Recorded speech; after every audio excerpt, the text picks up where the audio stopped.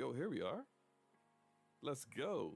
Damage per second podcast. That's DPS podcast coming to you on a Freaky Friday instead of a terrific, tremendous Thursday.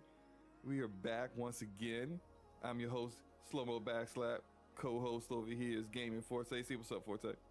What's up, guys? What's up, chat? What's up, family? Our fellow friends and gamers. You know, great day. A lot of stuff to talk about. So I say hello, Slow-Mo. How you say hello, Slow-Mo, to these amazing people?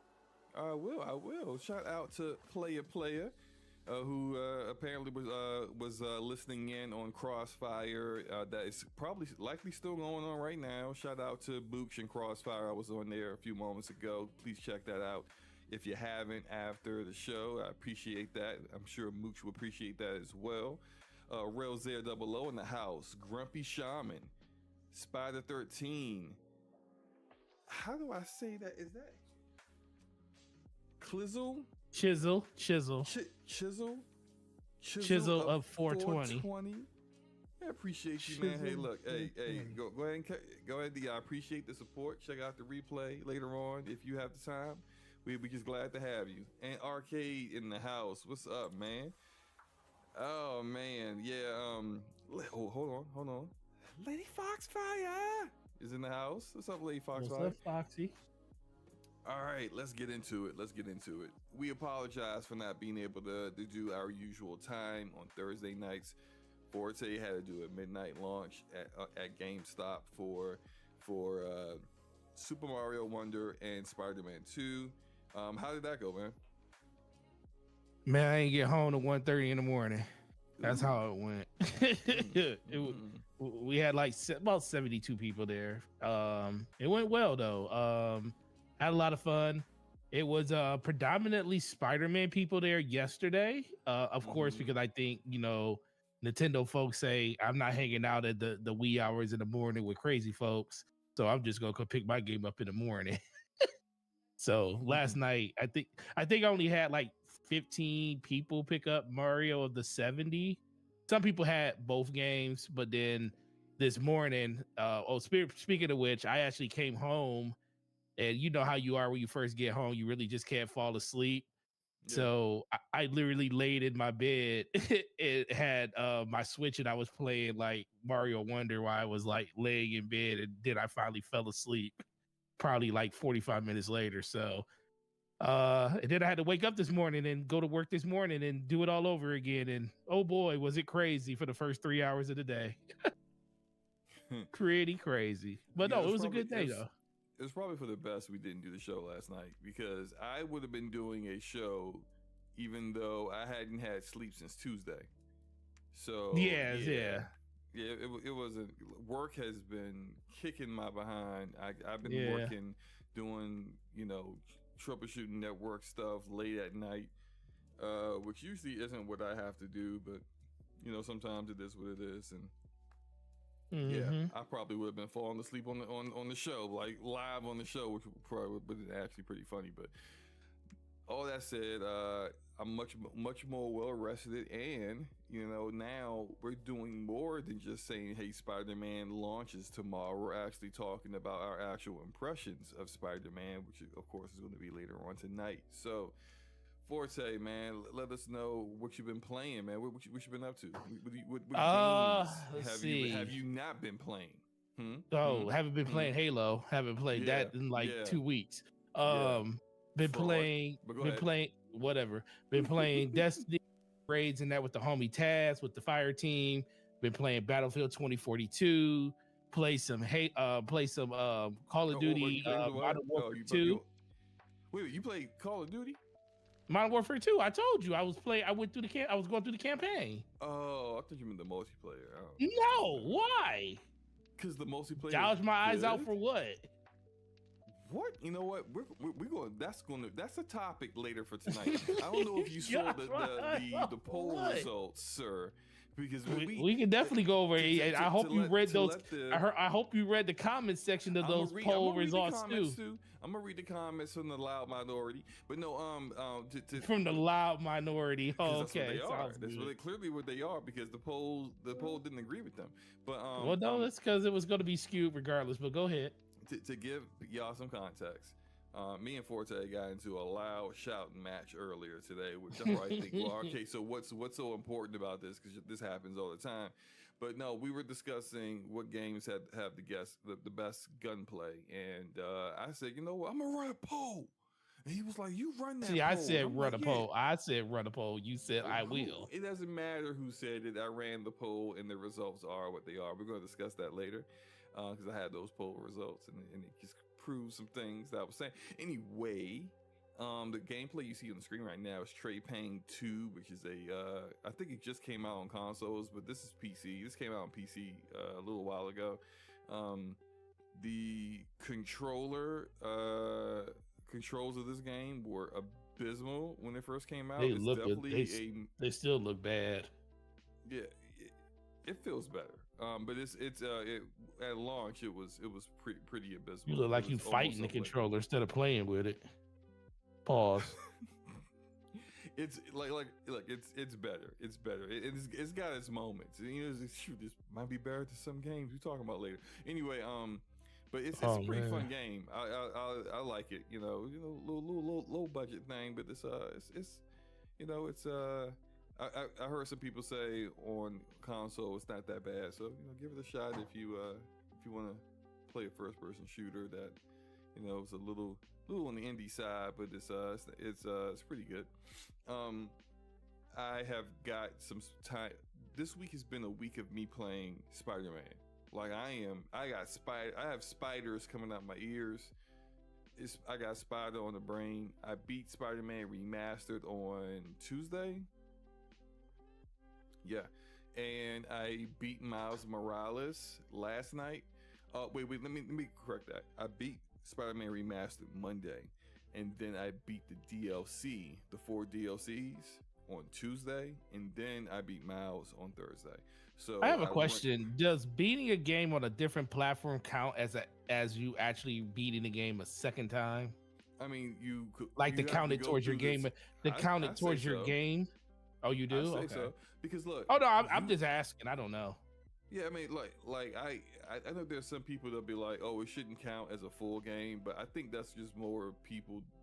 Like these are people that will be having like a competition or something, you know.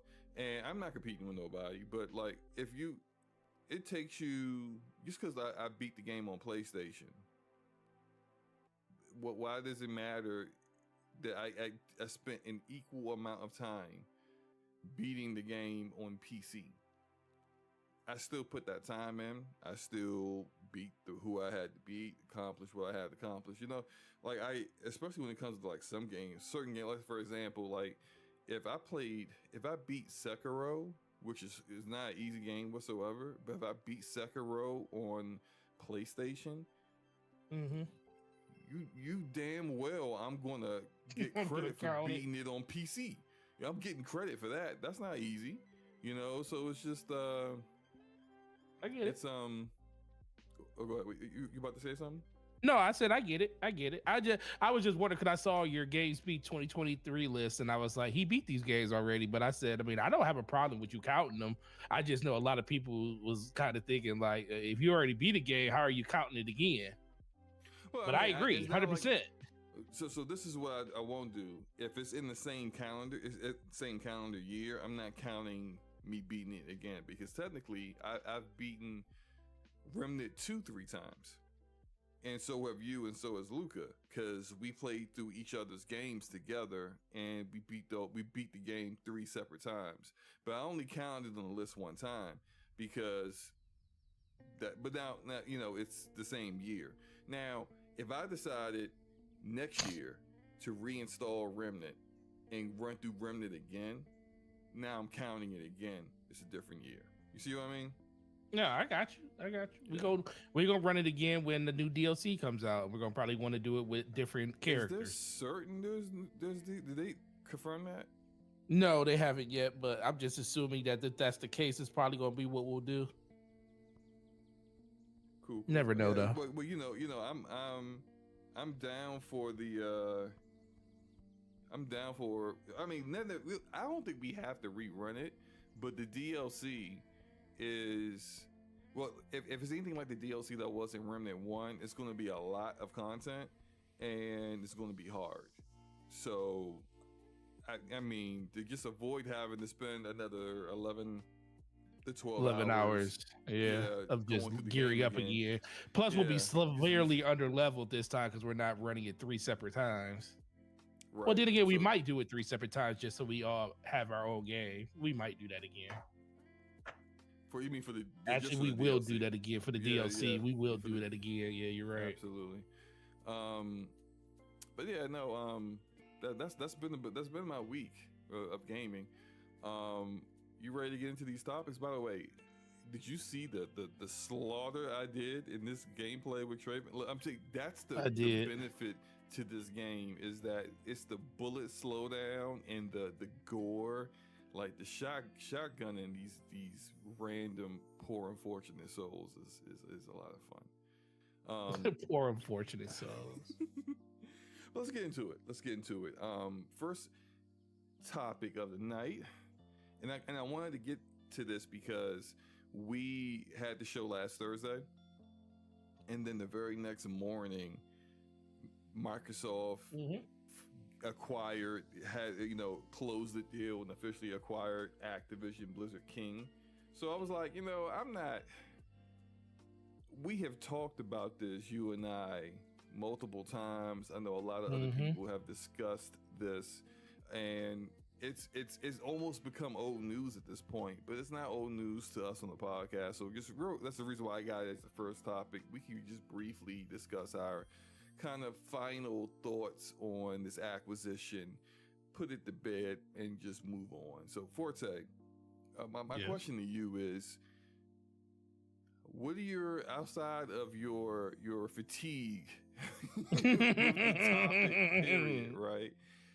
How are you feeling about Activision Blizzard King being acquired and finally, and it's over? And where do you think this will take Xbox, the ecosystem, the brand in the future? How I feel about it now that we're pretty much done with it. Ecstatic, exhilarated, exhilarated. I can't think of any other crazy, exciting words, but I think for the most part, the thing that I'm happy the most about is that Xbox didn't give up on it. It's like, because a lot of companies would have done that probably. I mean, we're talking about something that's going to cost them $69 billion. And then on top of that, you're talking about all the lawyer fees, all of the back and forth that was going on, the time and investment over almost a 2-year period to get to the point where they got to fund it. And then they got to pick up. And then, it was like a lot of uncertainty. I mean, you also were bringing in 17,000 new employees into the company. They just laid off 10,000. So, the longer this deal went on, the cost of ROI was just going through the roof. And a lot of people just didn't know if Xbox was going, or Microsoft was going to keep going with this. And I always told people, either this is going to get fully blocked or Xbox is going to give up on it. It's not going to be anything in between. And it just really shows that, Microsoft really, really believes in what gaming has to offer and what Xbox has to offer. It may not be the most exciting thing that some people think it's going to be, but I think it just shows that they have a lot of trust in what Xbox is going to be doing. They feel like it's going to be a pillar of the Microsoft ecosystem now. They had a seat at the table for quite some time now. But now they're fully entrenched, I feel like, because you don't just go out and spend $69 billion just to say that you're just, you're not going to just, even Microsoft's not about just throwing that type of money away. So right, like that's the I thing. spent $69 billion now, and then like 5 years later, you know, I don't know if I'm feeling this gaming thing no more. I think I'm done. Like, Right. Yeah. And that was the biggest thing for me you're fully because invested at this point. yeah, they're fully invested because that was the whole thing that I kind of telling people about when it came to the leaks of how Phil Spencer was, the whole talking about how if they didn't hit certain metrics or numbers, they would have to rethink gaming. I think that was all before the even Activision was even thought of, and it's a lot of stuff that was collaborated inside of some of the emails that came out, some of the conversations that Phil Spencer had while he was being deposed, where he's talking about that Activision isn't the end goal, it was the accelerator to the goal. And I think that was the thing that they were looking at. Like, hey, this is a huge boost to what we want to do in gaming. It can definitely ramp up our piece. It can give us a mobile division that we have nothing in. It can boost our Game Pass subscribers when we finally do start getting some of these games inside of that service, and we can definitely ramp up on all of those different metrics that we have. So that's what excited me the most, that they didn't give up on it and that it actually finally happened. Where I sit with it now is mostly now it's Xbox. They have no excuses. There's none. There's no excuses at all. We shouldn't be saying wait for anything. We should be like, okay, what is Xbox going to do with the myriad of studios that they have now? What's going to be the direction with these studios in the future? And as an Xbox fan, I'm super excited to see where we're going to go with that. I feel like Xbox has been going and trending in a pretty positive direction, withstand some of the hiccups they had along the way over the course of the last couple of years. But I think they're learning, and I think they got the right, people at the head that need to basically usher in where they need to go. They just need to make sure that quality stands at the forefront of everything they need to do and not let anything kind of slip off right now. But outside of that, man, I'm very, very excited on everything that's basically happening inside of that ecosystem. It just comes down to them just showing it and not just talking about it now. Yeah, let me jump in real quick. I agree with you on the terms of the level of quality, and it's like that's not saying that they have not made quality games yet, because like a lot of the pushback you get from that is, if you look at Metacritic, well, apparently now like we got people like to pick and choose when Metacritic is should be counted or not, but they'll be like, well, you look at Metacritic and then they pick a year that benefits my argument, and Xbox has more a higher percentage of games, but it's like, look at the games that you're discussing. You're discussing games that a lot of people didn't really care to engage in. Still a high quality game, like Pentiment. Right. Like I enjoy Pentiment, but I know a lot of people didn't play Pentiment, and that's fine because it's not going to appeal to everyone. You're talking racers, which not everyone likes racers. They're kind of it's considered a sport whenever they put it in categories, and then you get your simulation racers. Like shout out to Autumn that came through last week and really discussed and broke down Forza Motorsport.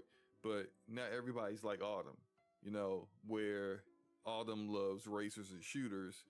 A lot of people just love shooters or or sports games, or RPGs. They may not engage in that kind of content, and so you need to be more well-rounded. I think they are getting there with the terms of the number of studios that they have.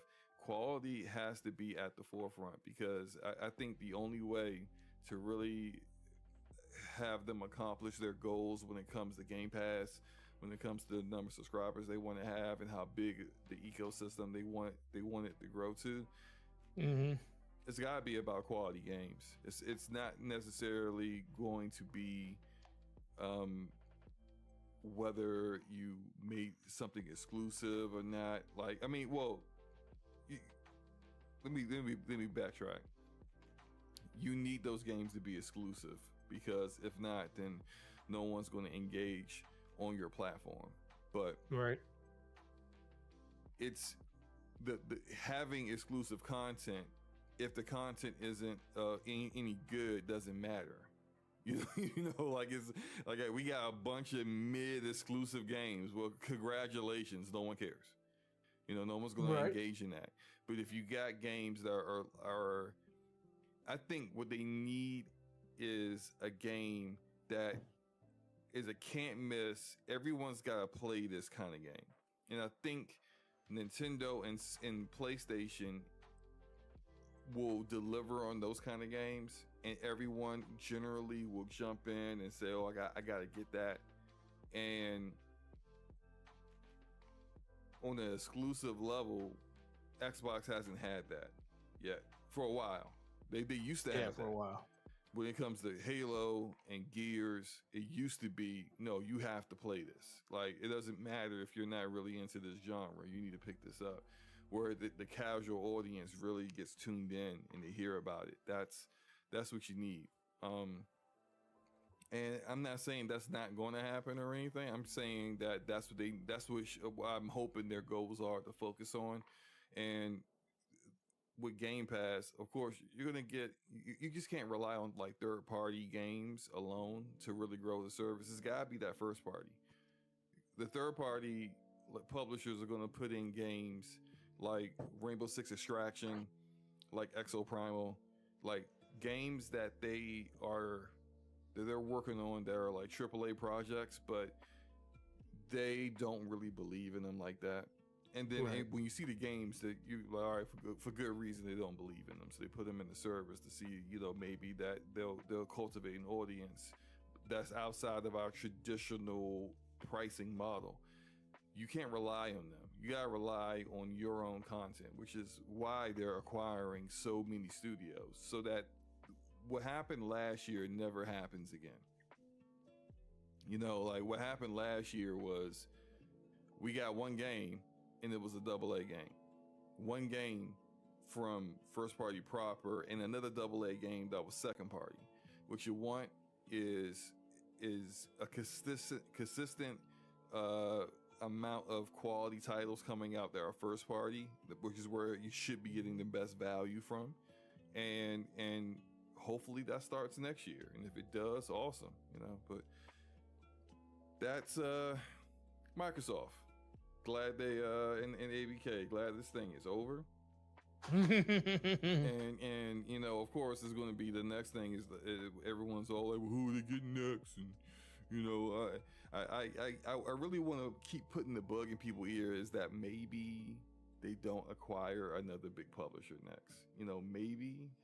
Maybe that they're done with that and they just acquire developers that fit their platform. I don't think they get another publisher before somebody else gets one first. I don't think they get another big publisher, period, honestly. No, that's what I'm saying. I'm just saying if they do get another publisher, which I don't think they are, but if they do, it's not going to be until somebody else picks up one first. Yeah, we mean like Tencent or Sony or something? Somebody. Don't know who it's going to be. Somebody's going to pick up one first. I don't think they can go 3 in a row with publishers before anybody else grabs one. Yeah. Regulators ain't gonna go for that. I don't care how small they are. It could be Capcom. They still ain't gonna go for it. Right. Now, something else that has popped up today. Did you see? Actually, I should probably just pull this up. Give me. I'll. Are you talking about I'll set this up real quick. Are you talking about the PC requirements? Yes, for Alan Wake. I did see you. Oh boy. Ooh, path tracing costs a lot. Oh boy. Okay, so let me blow this up because I'm pretty sure nobody can see this. Oh man, you know what? Can I? I don't know if I can blow this up with. You can. You just got to go up to your scaler at the top. 3 right, dots. Well, let me close that, and then. This might be better because if I open this, it still goes. You know how like it gets smaller when no one can see that, but if they can see it like this, then that's fine, right? Yeah. There you go. Okay, that's the max I can make it. Whoa. Okay. I can see. No one can see that anyway. Can you see that? I can see it on the screen. Okay. All right. Fine. Well, you have good eyes. Alan Wake 2 PC requirements. This is probably the last big game that's going to drop. Well, let me stop. Call of Duty Modern Warfare 3 is going to drop. So there's 2 big games that are left to come out this year, and that's Alan Wake 2 and Call of Duty Modern Warfare 3. Alan Wake 2 is next month, right? Yep. Okay. And these PC requirements, this seems to be a running thing, and you get a lot of people complaining about how demanding these games are now, and I this is going to sound really bad, Forte. No, it's not. It's going to sound great, but go ahead. Y'all need to just get over it. It ain't never going back to wherever it was before. Upgrade your PCs, bro. Like, oh, sorry, Grumpy Shaman, you're right. Avatar, being made by that's in December too. Yeah, that's December. I'm actually going to jump in on that because I actually think it looks pretty. I am too. Yeah, y'all need to just upgrade y'all PCs, bro. Cause like y'all can't keep complaining about look when you see this consistently every single game that comes out is and you look at your rig and you look at where your rig stacks up in this and you're in the minimum to recommended area, you're over here, but you want to be over here, well you need to buy gear that gets you over here, okay, and not be over there. So yeah. And for those who listening to this on audio later, what I mean is if your PC is in the minimum, the recommended area for non-ray tracing, but you're complaining that you can't do ray tracing high ultra settings, then you should upgrade your PC so that you can do this. Now, to FTW the chat, it's like Todd said, you might have to upgrade your PC. There is a point to this, right? There is a balance. There has to be a balance to the force. The balance is, yes, some of y'all need to upgrade y'all PCs. The other side of it is don't release a game without an FOV slider. Todd. Maybe and don't release a game that like the highest, most powerful GPU in the world at times drops below 60 FPS. That's not the upgrade your PC. That is, you need to optimize your daggone game. So there's a balance to it, and I've never really seen people say Remedy releases a lot of buggy games. Like I do remember that Quantum Break didn't have a reload, but yeah, it's their games aren't really all that buggy, but their engine is really, really demanding. So that's why you're getting this. Like Ultra with no ray tracing, you need to have a 4070 or a 7800 XT. You need to have 12 gigs of VRAM. And even that's with an upscaler on performance mode. No one wants an upscaler on performance mode. That usually looks ugly. So the question looking at this table. Yeah. Mm-hmm. The question I have for you, Slow Mo. Mm-hmm. It's squarely looking you in the eye right now, because you got a 3080 Ti with 12 gigs of VRAM. Yep. That technically you might. I still think you'll be able to hit. You probably won't be able to hit 4K Ultra, but you'll be able to get 1440p Ultra. Right. But ray trace is out the window. More than likely, yeah. Ray tracing out the window. You gonna have to, unless you gonna play at low settings. Low ray tracing, right? Low ray tracing. So my question: like how is that 48? Hold on, a 3080 Ti is better than a 4070.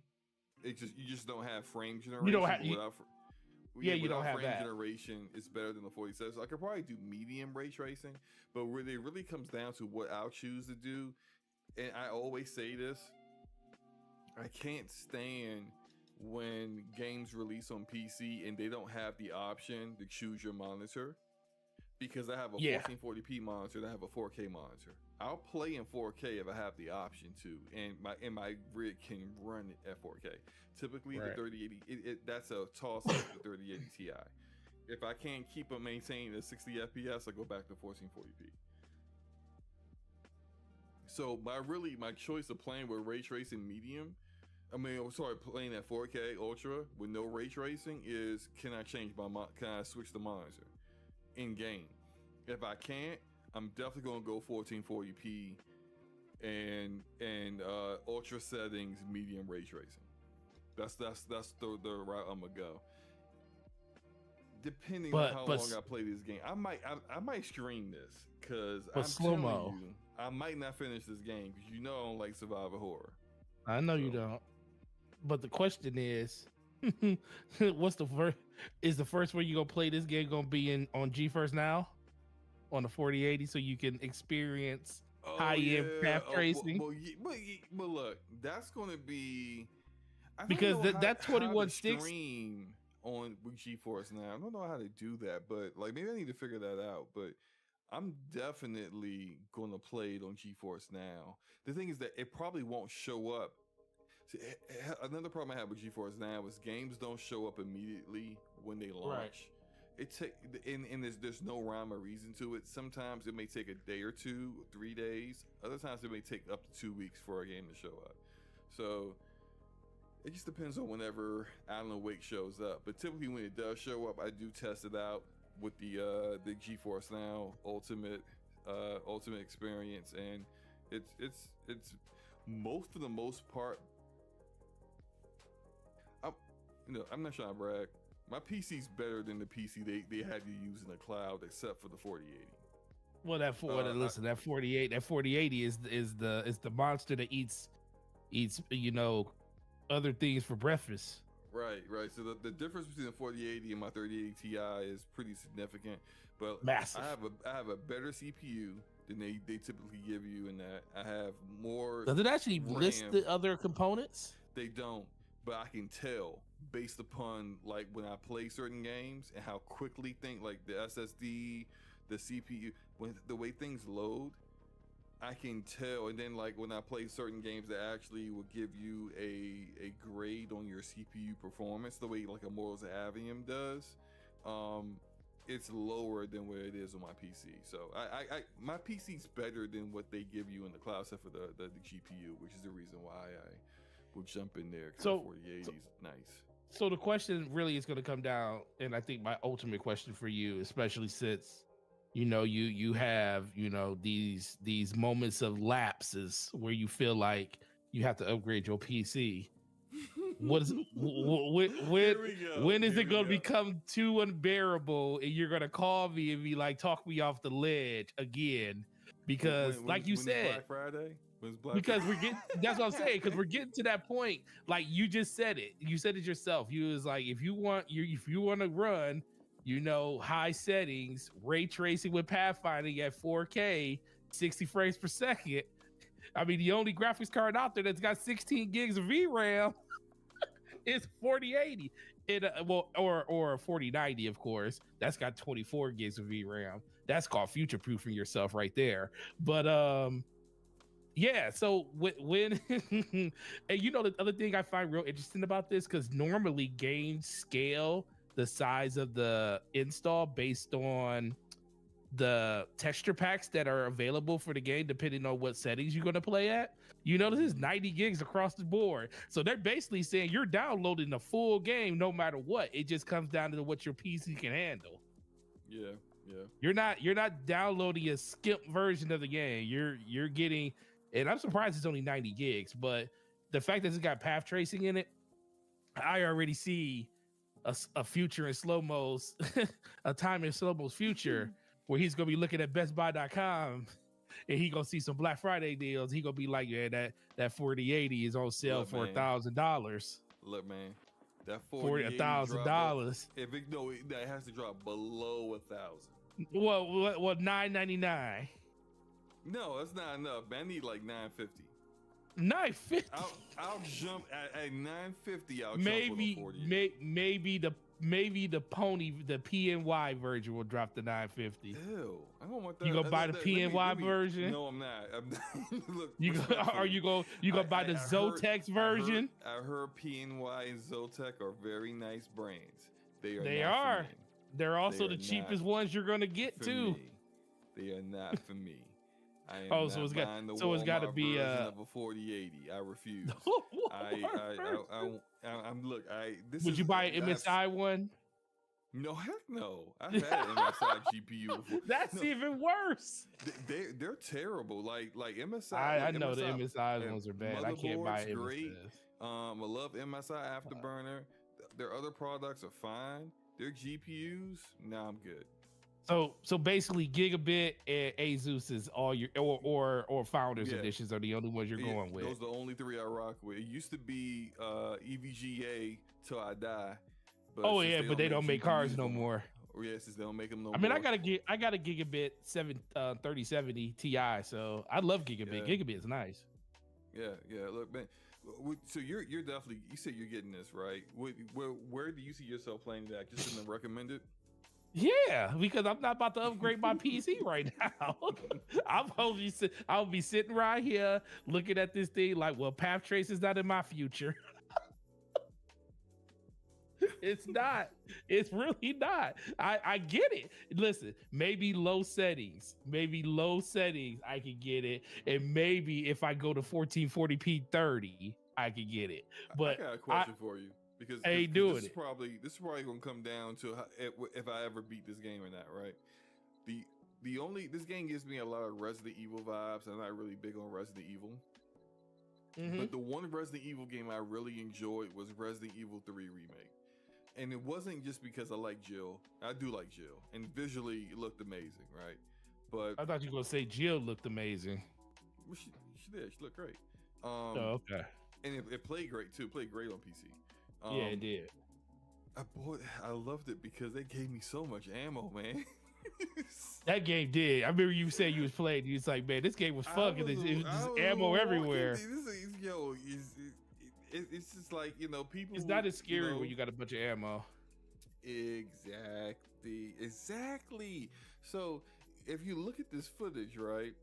First of all, I don't like no deer head antler looking dude breaking through no wall at me and taking bullets to the chest. Like, I don't know about that, right? Hey, listen, man. You see how much you see those shadows though? Those shadows was nice. It looks great. You see how much ammo it does look great. You see how she got 18. Well, she got like 40 shots left. Once those 40 shots is gone, what you gonna do? Exactly. I don't like that. Oh man, she got to cleave it. Shooting. And she finally kills the enemy, and she got like basically two magazines to her name. 3 magazines in that guy. Yeah. You went from 41 to 21. Yeah, it took 20 shots. You should have shot the dude in the head faster. That's what it was. You ain't aim for the head, Slow-mo. Supposed to be better than this at shooters. Aim for the head, bro. My gameplay, man. Oh, it's not. Okay, good. I'm about to say. Why do you think this is the game ain't out yet? You think I got this? Oh, it does say summer. It does say summer. What? Yeah, you're right. That's my fault. It does say Summerfest in the top corner. Well, that person was wasting ammo because they were aiming for the head, like slow-mo with aim. You think I got clout like that? I can just get Alan Wake 2 like a full month early or something? I don't know, man. We got people out here. No, shout out. You got people out here getting they review on. Shout out to Kofi with his 300,000 with a 2 zeros and a K views on his review. Go check out his Spider-Man review. Amazing. Really, I actually liked it. It was really good. But yeah, you can do that too, Slow-mo. You can do that too. Do what? You can do that too. What? You get review? Yeah. You can get 300,000 views on a review too.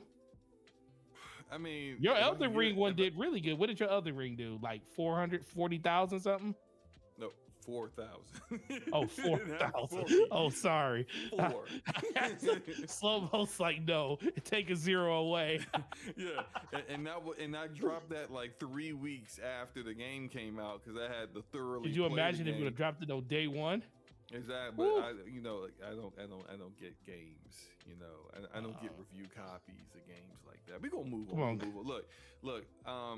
This game does look fire though, bro. But she used a lot of ammo. They did a lot of ammo. Way too much ammo. They didn't really. I don't have the other. Actually, I haven't seen any footage of actual Alan Wake in the game. I haven't either. A lot of her. What's her name? Sage, is that it? I think. Yes, her name is Sage. I haven't really seen much of Alan Wake, but I do like the fact that you can just switch back and forth between them. It's pretty cool. They got 2 separate stories, and again, like we said, it looks amazing. But are you sure you're gonna be able to play this game, sir? I don't know. I'm looking at the vibe of this game. I can see you like, like walking real slow, like how she's walking with the flashlight. You be walking even slower.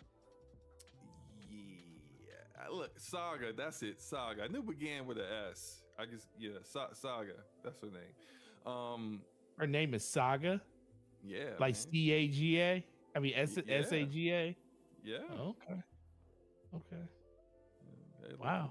Her parents had a She's named after. It's like it was like Activision when it came to all their mobile games. They named all their mobile games with Saga at the end of them.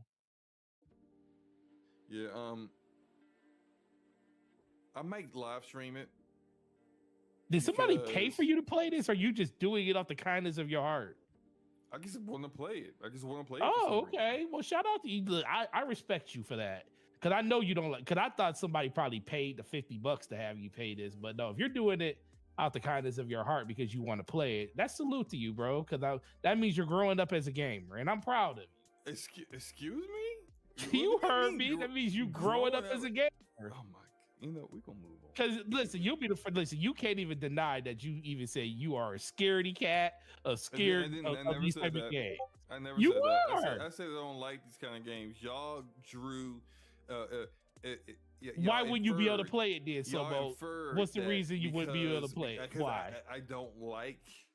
Like what? Jump scares? Fight back. No, look, the jump scares don't scare me. I have zero problems with that. So could you play something like Outlast? I wouldn't want to play Outlast. You don't have a weapon. Why? Because you don't have a weapon. Yeah. So what's the purpose? Escape. You escape. You escape. Why? Stay alive. Why does anybody want to play Persevere. That? Why does anyone want to play that?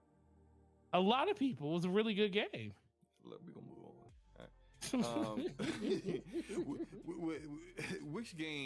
Which season update of a game you want to talk about first? Halo Infinite or Battlefield? Oh, we can talk about Halo because you've been playing it more.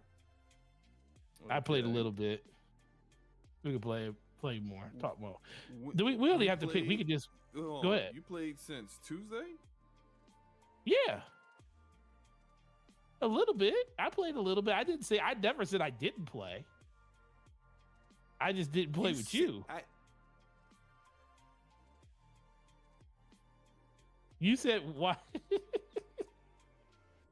What are you about to say, Slomo? Go ahead. Earlier today. Yes. You said you had not played the game.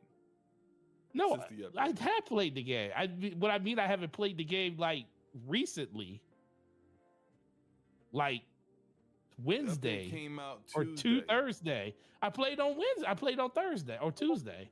I only played like 2 matches. Oh, no. Yeah, you're right. I'm thinking last Tuesday I played. No. I have not played this one. You're right. That was over a week. That was a week ago. Yeah, no, you're right. Yeah, because that was the week I said Halo's back. Yeah. That was before the update. You're right. Slomo was about to have a heart attack. He's like, you lied to me. No, and then it was gonna be like, how you gonna play without me? No, I'm just like you all over the place. Cause you said I was thinking of a week ago, and I'm just like, what in the world are we talking about? Yeah. I played it last Tuesday, so I didn't play this Tuesday when the new update came. But you're right about that. Dang, the new update really is only bringing content. As far as the performance of the game and how fun it is. Is Firefight out yet? No. Yes and no. So the official Firefight stuff that 343 is working on, or whichever outsource, Certain Affinity, whoever the heck else is actually doing the work, isn't completed yet. Mm-hmm. That will be out before the season ends, but they don't have a definitive date on it. But there are people who are using Forge and creating firefight modes, and they do have the tools in Forge now to allow you to do that. So you can actually like do the whole waves of enemies coming at it. Like you can do it. Even people that got YouTube videos out there showing people how to set up your own firefight matches and stuff like that. So it is, you can do firefight, but it's not officially, like there's no official playlist for it quite yet, if you understand what I mean. But there's 2 new maps. The gameplay I'm showing right now is one of them. I would say probably more than 2, because there's a big team battle map as well that I played. You actually played big team battle? I was playing with Taz, and we were just trying a lot of the different modes that were new, the new modes that were there. And so one of them was kind of like big team battle-ish. But it was a big map basically. It was a lot of maps, man. There's a whole playlist for this map and the other arena map that they have out. I like this map better than the other arena map. The other one I think is too big for 4v4. But it's like, it seems like it's a map that in my eyes doesn't really fit in Halo, because it's so big that we were fighting. It was a Team Slayer match, and it felt like it was taking forever to find people because it's 4v4 and the map is so big. And I think we barely hit 50 before the time was up. So, but this map, I like this map a lot. This map is awesome. I like the way I like the purple haze, and I really like the aesthetic. Yeah, I like the aesthetic of this map. I haven't played the update, so when I saw your gameplay on X about it, God dang, X, I can't believe that he named Just call it Twitter, X. man. Yeah, Twitter. When I saw your gameplay on Twitter, I was like, oh yeah, this is a really cool looking map. Are you still playing it? Are you still playing through Steam? I did see it. I did see it. You think you slick? You be up there doing these people like that on there, man. Man, so I'm gonna have to play some Halo, man. Yes, you do. Damn it. Anyway, no. There is desync is not completely gone, and I changed my mind. So that's the other video I was talking about. I saw. That's what I'm saying. I said I need to play some Halo. Then you just reminded me about desync. You're playing, okay? You're playing. Yeah. Okay. You're gonna play Halo with me. In the moment my bullet curves around the corner and does not hit a person, I'm gonna be mad. Why would you? You know what? Never mind. So it's good. The update's good. The player base has grown. A lot of people are coming back. I think that's awesome. There's a lot of different modes to play. The gunplay feels great. It's the best gunplay 343 has had. But I mean, that was known. This is the best gunplay 343 has done even back at launch. But a lot of the buggy issues are gone. It's just fun now. They got this whole career rank now thing. So if you're looking at the screen, I'm still in bronze because I haven't played like in 2 months since starting this week. It had been 2 months since I last played. So I'm still in bronze. I'm like a captain or whatever. That's my current rank or something. But it goes all the way up to, like silver, gold, diamond, whatever, right? So yeah, it does. There's extra progression systems outside of just the battle pass. The cosmetics are great. Oh, you're gonna love this, Forte. So you know how like you can buy armor coatings? Yes. Now, armor coatings, there's a little like icon below the coating that lets you know it can be used for multiple armors. So it can be used. Oh, you could actually use them on multiple different armor shells. So instead of just being a coating for the Mark V, it's an actual coating for all of them. And you can see that the ones that don't have that icon, it's just for a particular piece of armor. And the ones that do have it, it's for everything. And that's retroactive as well. So there are coatings that you already have that work on everything. And so essentially I have now taken all of my armors and I have them either in that white and black with the matrix look, like under armor coloring. I got that for like half of them, and I got this other one I bought this week where it's just like green and purple and some other colors that look real good. And I got like my other armors are using that, so it's good. It's good. I like the change they made on the cosmetics, and they actually have cosmetics that people want. You know, remember how like in the beginning, like, everybody's armor was all dingy. Yeah, if you wanted really good looking armor, you had to buy the esports armor. Right. Now the esports armors don't look as good as the rest of the stuff. So it's just the graphics they put on. I was like, why these things look like this? They got flood armor in it too now. So let's say it's like your Spartan is infected with the flood. You can see like the grotesque flood like coming out of their helmet. It looks, spend some money on Halo. Let's go. It looks pretty nice. It looks nice, I gotta say. So yeah, I played some matches. I actually ran into a couple of people in the community in one match. It was pretty funny. And did you win? Oh no, I was just me and Taz. We got bodied, but I mean, of course, I didn't get bodied. I would. Oh, here you go. So wait. Are you trying to say that Taz, Sir Taz, Sir Taz 247 that's in our chat right now got bodied? You're instigating. Did you just say that Sir Taz is in our chat right now? Okay, look. 117 got bodied. As a team, it was an objective-based match. It wasn't Team Slayer. We were doing the playlist for this map. So was it a big team game or was it 4v4? No, it's 4v4, but it was like. So you saying that it was like control? It was like control where you got to hold control points. So what you're saying, your 25% of the team held up, but the other 75% didn't. Right. Which includes 117.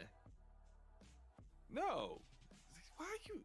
That's what you just said. Why are you like this? Why are you instigating? No, you just said that, I lived up to my was fine.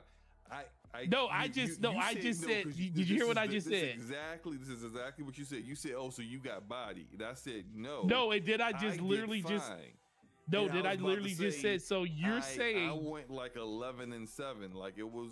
Look, this is what happened. I asked. No, listen. This is why I want you to listen to what I exactly said. I will say it again. No, you don't remember. I said no. Listen. What you said. I said. Are you saying that the 25% of your team that you carried was fine and the rest didn't live up? The word carry. You stop. Well, not carry. No, I said the 20%. I did say, I do carry in there, but I said the 25%. I said the 25% of the team that you occupied was okay. Obvious instigator too. You're supposed to instigate in a way where people don't realize they're being. Oh no! See, you ain't supposed to. You ain't Taz, you ain't supposed to. Taz, you are not supposed to be. You're supposed to be mad at this man. You ain't supposed to. He said I did get bodied in a few games because they reset my controls. I don't want to hear that, Taz. He was trying to get his dead zones figured out. It wasn't his fault. The thing is that it was one of those like this mode right now, right? In the map right now, you see where there's like a little control point they were trying to hold. No, this is King of the Hill. It wasn't the King of the Hill. It was like Control in Destiny, where you gotta hold like 3 zones. A, B, and C. You talking about the best feeling game ever? Anyway, so we lost. We got bodied in that they held those control points. But I think our 2 other teammates weren't even trying to take the control points. They were just fighting.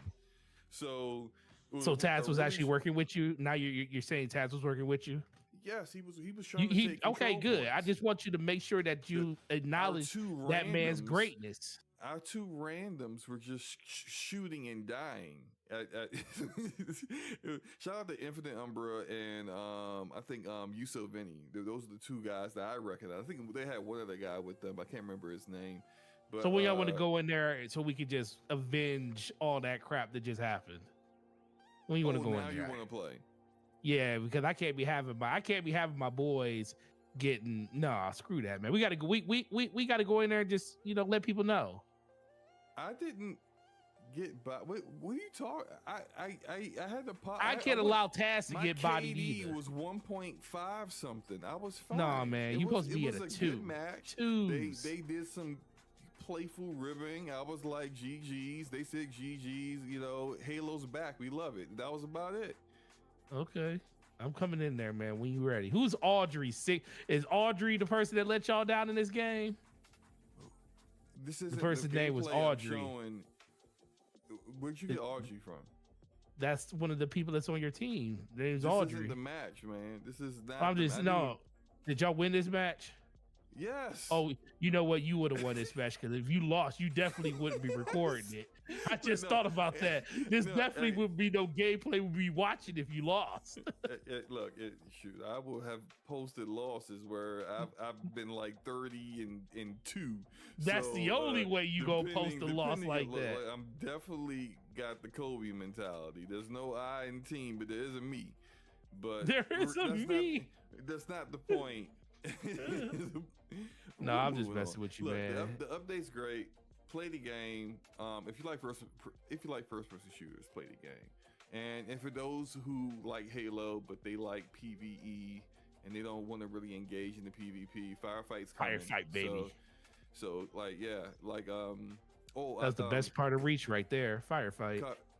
Cog with the Iron Lords is talking about getting with Attic and probably doing another community night real soon. So I think that's warranted. Now, definitely now with the way there's just so much to do that like you could really do a lot of custom matches and do all kinds of different activities and custom matches and have a great time. So I think we need to get Eric. I think we need to get Eric Empire and them in there again so we can have a replay of 2 years ago. Why are you so messy? You are a messy person. Hey man, see when I see good gameplay for Halo, man, I ain't gonna lie, I get really, really messy because I love Halo. I love it. I do want to get in there though. I'm gonna say something that me and Taz talked about when we was playing. You always be all this, oh, I love Halo. Oh man, let's do this. And whenever we ready to play, where are you? Let's go. Playing Destiny. Wait, hold on. You tried to slander me for playing Destiny the other day, and I was playing with Taz. Taz was willing to. Taz gets a pass. Why does he get a pass? Played Halo with me. Well, I played Battlefield too. You didn't play Battlefield with me. Yeah, because we ain't talking. You know what? You want to talk about Battlefield now? We can. Okay, let's move on to Battlefield. But this game does look good. It does look really good. I like this. Awesome. This map looks incredible. How many new maps did they add? I don't know the exact number, but I just know in one, like just playing yesterday, I played on like 3 or 4 different new maps. Okay. And that's more like in comparison, because look, the last time I played was the end of August. Okay. So those are new maps since the end of August. I don't know if they all came out this week or not. That's more new maps than Halo Infinite had for the whole first year after it came out. Oh man. Think about that. Yeah, I'm with you. Lady Foxfire was like, you actually lost, so you don't want to take the L. I admitted that we lost. I don't know. But you also caveated by saying we lost. But you caveated it. You caveated by saying we lost, but I played well. I played well. I was getting on you. Lady Foxfire, where you at? You a beast in first-person shooters. You a beast in Halo. I don't see you nowhere. I don't never see you. Don't never hit me up. Say, hey, slow-mo, let's play some Halo. I'm gonna give you the same smoke I gave Forte. Where you at? Maybe we would have won. Maybe we would have had teammates that played the objective if Lady Foxfire was in the house, but she wasn't. I don't know where she was. So yeah, well, flip it and throw it right back at you. All she was saying is you just bringing the fact that you lost, but I did good. Hey, so you were the best part of a losing team. Okay, got it. Hey man, hey look. You know what? I ain't gonna lie. I be doing that too. When I'm on Destiny and I be playing and I lose on PvP, I'll take a screenshot like these idiots I'm playing when I'm up here carrying, my back hurt, and we still lost. Right. You right. I'm with you on that. Man, look, our teammates was not trying to take the objectives. I was just like, yo, why are me and Taz the only one going? They don't know what OBJ is, man. They don't know what OBJ stands for. But it's just like, why? Just play. Why play? Like, just play Team Slayer, where the only mode is just to shoot people, which I play that primarily. Just because, if I don't feel like playing the objective, I go into a mode where I don't have to do that. The objective is to shoot you in the face. That's all that's what I'm here for. So, and just play that. Why go into a mode where you're gonna get King of the Hill, you're gonna get Oddball, you're gonna get all kinds of other stuff, man. People just be play game modes where they give you weapons that work all the time. But no, but yeah, Halo. We definitely need to jump in there. That's without being said, and I will jump in there, which I promise. But how does the new DMR feel? I wouldn't call it new. It's fine, well, yeah, not new, but how does I know they redesigned it a little bit. It's fine. It's fine. I still prefer the battle rifle. Oh, who wouldn't? Classic. Yeah, I'm still on the battle rifle. It's like the only gun that should be. It's like the only gun that should be used in that game is either a battle rifle or a pistol. Nothing else. I do it two ways, right? I'm all on the assault rifle, or I'm all on the There we go. There's the match. Assault rifle. I love the pistol. It ain't like God tier like Halo Combat Evolved pistol, but the pistol, love it. Assault rifle, pistol, battle rifle. Those are my three. We should go play some. I rock with those three, and then of course, if the power weapon is up, I grab it and I use it. But other than that, I don't care about the other weapons. We should go play some Battle Bits. That's the game we should play. You ever heard of that game, Slobo? Yeah, Yeah, I almost bought that on Steam, but I didn't. It's in early access right now. I didn't know. Yeah, I'll jump in there and play it. I mean, it's freaking Battlefield, but in like uglier. But it looks cool. But we have Battlefield 2042, so why would I play that? Because it's something different, like the style of the game. I mean, he just hit you in the face with that. He sure did, right? God dang, that was like from nowhere. You know what I hate when someone revives you and it's just like, dude, don't revive me, right? Right, gonna revive you just to die again with this dude. That's like you try to get more points, but then you get me sacrificed. Yeah, you ranking yourself up. But Battlefield. Okay, but this is the one thing I will say. This year, Whedon has some phenomenal shooters when it comes to just longevity and stuff. It took them a while to get to where they are now. Battlefield 2042 new season just started, season 6. It's a lot of cool things they got going in there. The new map, which is called Redacted, is really, really fun. It's like, it reminds most people of Operation Locker from Battlefield 4. It's really, really fun. It's really chaotic. It's more of a linear map where it's like straightforward. So you go either left or right. There's really no really big open area other than the center part of it. It's fun. I literally played Conquest 24/7 in there and pulled like a 96 kill game in there. Look, slow-mo, 96 kills in a Conquest game. So how did you kill these 96 people primarily? SMG, shotgun. I had a couple. The thing is about the season with the battle pass, the way it works now, it always worked this way. They give you objectives and stuff that you have to do. Like you'll get points to level up your battle pass.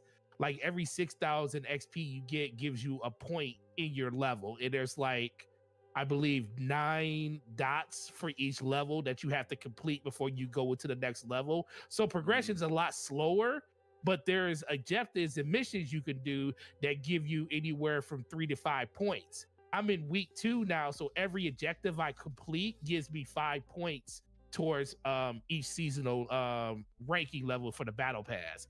So you're using a whole bunch of different weapons. Like they have one where you got to kill 20 people with throwing knives, and there was one where you had to use a DMR or a sniper. I know. Yeah. That's not what he asked. I asked you, how did you primarily kill these 96 people? Because I know you're gonna tell me about some chopper or some no chopper. No chop, no, because that map doesn't have vehicles on it. So you shot and killed 96 people. 96. I know you recorded it, right? Yes, I did. Okay, I want to see this footage. Oh, hey, yeah, I definitely recorded that. I was like, oh, I was trying to get the century mark. I was close, but I was trying to get the century mark. But so, the funny thing is, somebody else on the map had 100. 28. 28 times. But there was another person on the map that had 136 kills and only died 12 times. What are you playing against bots? No, it's like if you get like there's certain weapons in there. Like if you see it, like okay, so one of the really good weapons is the it's like M800, which is a shotgun.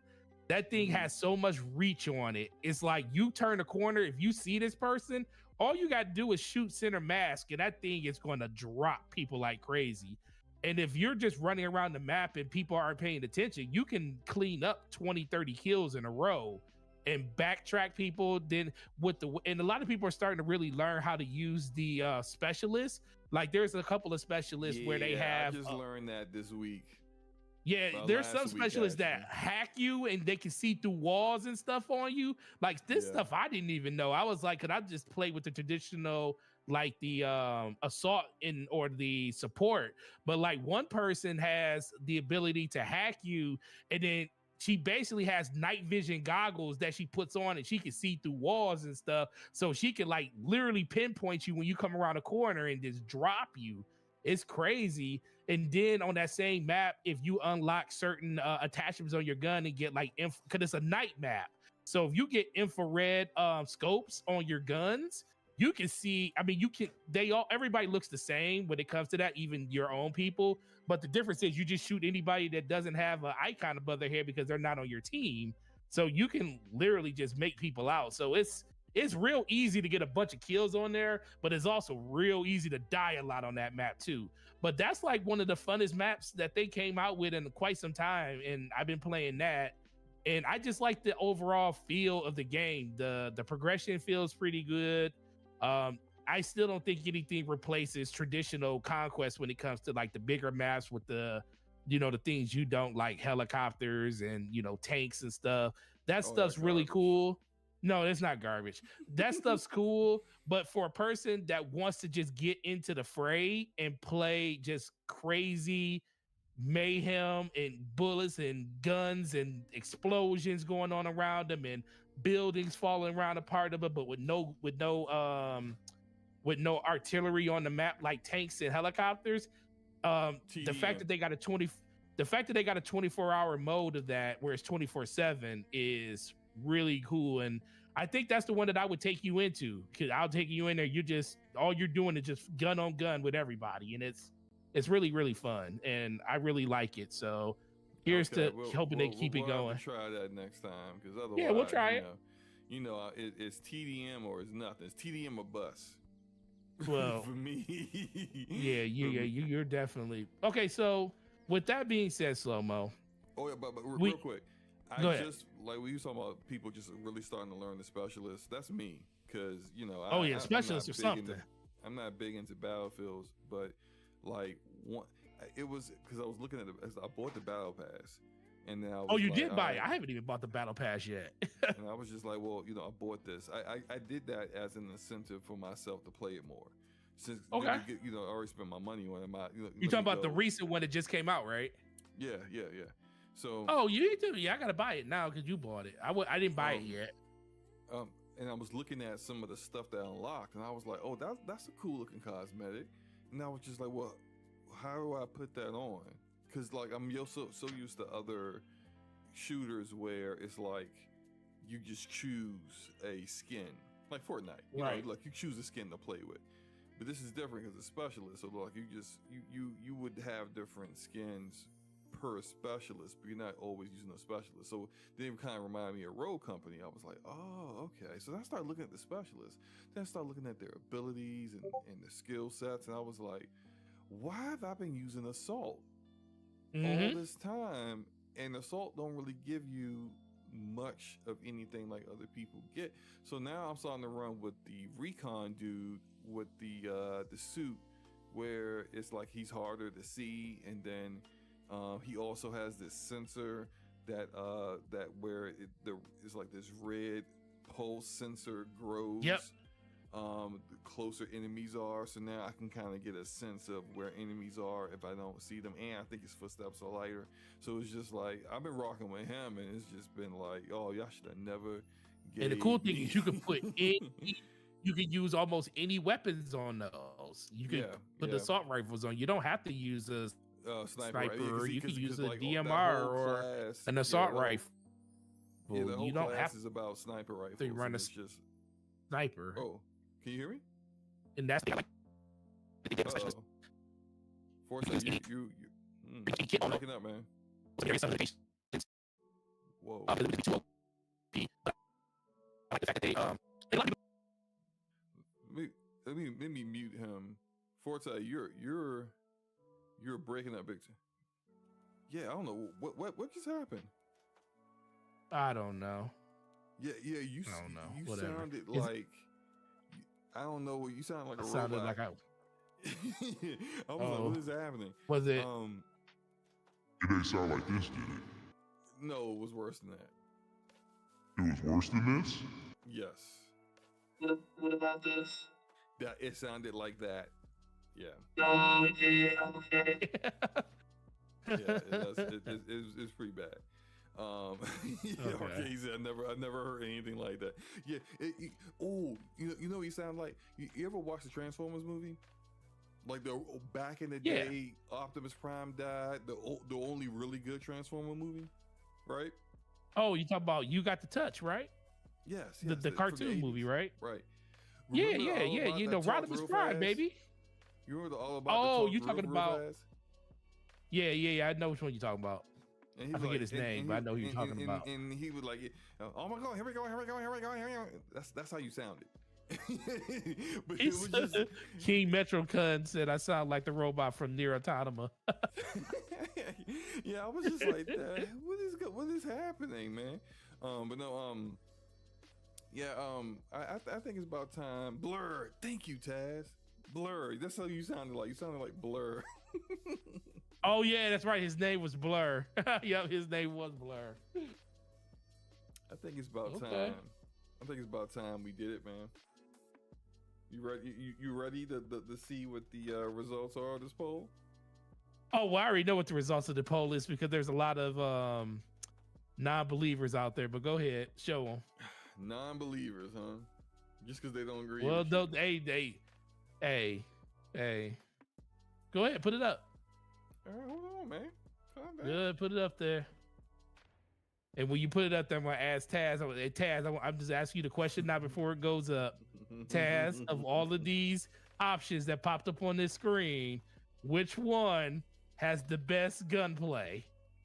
That's all I'm gonna ask. Look, as you, let me set it up. And Taz played all of them. Me and Forte had this argument earlier, and we started getting into gunplays, and he started overvaluing Destiny's gunplay once again, and I kept telling him it's not that good. It's decent, but it's not that good.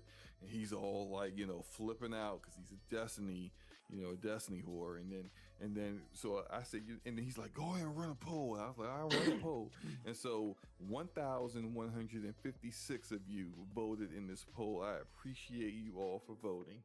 The poll said, which shooter has the best gunplay mechanics? I chose Call of Duty, Halo Infinite, Battlefield 2042, and Destiny. Which one won, Forte? Halo won, of course. Halo Infinite at 50% of the vote. What was second place? Which is blasphemous. Call of Duty. Second place is Call of Duty at 28.5%. And what was third place, Forte? It was even Destiny. More blasphemous, but Destiny. 14.5% and Battlefield at 7%. Now, me personally, if I had to, if it was just me, I mean, it's my poll. I can't vote on my own poll, but I like how if I David had to Faulkner vote- was like, I didn't. I What'd like you how say? David Faulkner said, if I didn't see this, but if I did, I would have voted Destiny. And Dave, I appreciate you in the chat. I appreciate you and you giving your opinion, but it wouldn't have helped. Cause you still would have lost by a whole lot. So let's look at some of these comments. Yeah. Go ahead and read out those. Now, me Go read those personally, comments. I would have chose Call of Duty for me personally. I would have chose Call of Duty as number 1. Then I would have chose Halo Infinite number 2, Battlefield number 3, and Destiny number 4. But you know, it is what it is. This is People such are a dumb. hater. No way you would It's choose just not that good. Destiny. The ADS is all floaty. It's not that good, man. Look, it's not as crisp and precise as the shooting for the other games. But it's fine. Anyway, Geek Life Mike. Shout out to Geek Life. He said, for me, it's Destiny, most variety of weapons, and gunplay isn't bad at all. Shout out to him. Jay Barry says Call of Duty. I agree with Jay. John Wolf says COD is king for gunplay. I agree with him as well. Ains, shout out to Seasoned Gaming and Ains. Ains says Halo bar none. I argue that Apex is probably second. I actually kind of figured, because so many people kept bringing up Titanfall and Apex. A lot of people brought up basically- Titanfall. Titanfall is really good. I probably should have not put Battlefield in and put Titanfall in there, honestly. Or maybe I But should then have just Autumn would have kicked been mad Destiny at out. you. Huh? Autumn would have been mad at you. Yeah, she would. I probably should just kick Destiny out since it had no shot. Anyway, Would have been Crusader worse. says this is very hard, as I'd say Destiny 2, but they are overshadowed by the rest of its sandbox in PvP. I probably have to currently give it to Halo Infinite, as Battlefield have always felt somewhat off, and I can't speak to modern Call of Duty. Okay. Chase Arkansas said, whoops, COD does as a whole. Halo is so different of a feel from the others, but fine for what it is. Shout out to T-Rock saying Bloodborne. Just Shout out to T-Rock. The Bacon Life has said Halo, but there is one I'm thinking you're forgetting a few. Borderlands would be my pick for gunplay, but also Titanfall and Doom. Now, Borderlands, look, y'all know I'm a massive Borderlands fan. I would not choose Borderlands for its gunplay. Its gunplay is fine, but it's not like the focal point. What the focal point for Borderlands is the different variety of guns and abilities, and the way those things synergize together with your mods and and all the various like methods of killing hordes of enemies. But I wouldn't, as far as gunplay go, give it to Borderlands. Borderlands 3's gunplay is the best it's been, and I think that's just it's good. It's good, but it's not in this kind of like category. Titanfall, a lot of people mention Titanfall, and a lot of people mention Doom. And I have not played Doom 2016 or Doom Eternal, so I don't have an opinion on Doom. Current modern Doom, that is. I played the old ones. You were about to say something, Forte? No, I'm not. I'm just reading the chat. Go ahead, continue. Okay. COD by a mile, says Cali Rex. You started like you didn't like these. Fuzzy Belvedere says, for me, one of the listed Destiny. Okay, Fuzzy. Autumn says Battlefield 2042. I'm not surprised. Shout out to Autumn. Hit the like button. Steven, There you go. anyway, Steven says Halo or Destiny stand well above the rest. And that's how it should have been. Well, continue. Mike Bison says Halo and Destiny. Yep, as it should have been. Infinite Umber says, for me, it's Halo Infinite. Gen X 128 says Halo Infinite hands down. Gators Raid said none of these. What is okay? So what? What is your thoughts? Okay. Do I click that? I don't know if I should click this. Okay, good. It's nothing that bad. No, that's nothing. So he didn't actually give one. Okay, all right, but thanks for nothing. Thanks for nothing. Boss Sean says Halo Infinite is next level in my opinion, but I can understand anyone saying COD because that is smooth as well. I agree, Boss Sean. Chaos Reborn says Call of Duty has the smoothest feeling gameplay for me. I agree. He says RPG Crow says I think Halo Infinite is the best overall. Call of Duty has the best audio. I do agree with that. The audio, the way the guns sound when you reload, no one can beat Call of Duty when it comes to the audio. The audio is great. Best overall, you could agree with that, right, Forte? Yeah, definitely. Yeah. Best overall feeling guns, Destiny. I disagree with that. Once again, agree. That's all I agree about. Preston Grimes, Rainbow Six Siege for me. Siege is a really good feeling game. It is.